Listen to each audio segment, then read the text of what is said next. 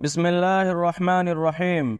حضرت ابو سروعہ رضی اللہ تعالی عنہ بیان کرتے ہیں کہ میں نے مدینہ میں رسول اللہ صلی اللہ علیہ وسلم کے پیچھے عصر کی نماز ادا کی۔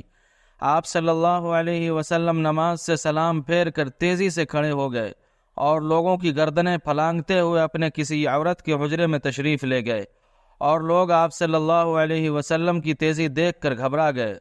چنانچہ آپ صلی اللہ علیہ وسلم باہر تشریف لائے تو محسوس کیا کہ لوگ میری تیزی سے سخت متعجب ہیں۔ آپ نے فرمایا، مجھے خیال گزرا کہ ہمارے ہاں سونے کی ایک ڈلی ہے، تو میں نے اس کے بند رکھنے کو معیوب جانا اور اس کے تقسیم کرنے کا حکم دیا۔ رواہ البخاری۔ بخاری کی ایک روایت میں ہے، صدقات سے گھر میں سونے کا ایک ٹکڑا رہ گیا تھا، اس کا میرے گھر میں رات بھر رہنا مجھے ناگوار گزرا۔ حضرت جابر رضی اللہ تعالی عنہ بیان کرتے ہیں، ایک آدمی نے غزوہ احد میں رسول اللہ صلی اللہ علیہ وسلم سے سوال کیا، اگر میں قتل ہو جاؤں تو میرا ٹھکانہ کہاں ہوگا؟ فرمایا، جنت میں۔ چنانچہ اس نے ہاتھ سے کھجوریں پھینک دیں، پھر لڑائی کی، یہاں تک کہ شہید ہو گیا۔ متفق علیہ۔